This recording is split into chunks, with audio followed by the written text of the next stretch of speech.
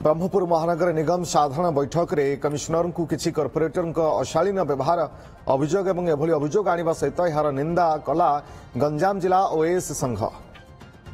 अतिरिक्त जिलापाल प्रमोद कुमार पृष्टि सभापतित्व में गंजाम जिला ओएस संघ बैठक अनुष्ठित होईछि। कमिशनर को कॉर्पोरेटर एभली व्यवहार निंदाजनक एवं घटना को नहीं राज्य ओएस संघ को अवगत कराजिबो बोली कहिछि संघ।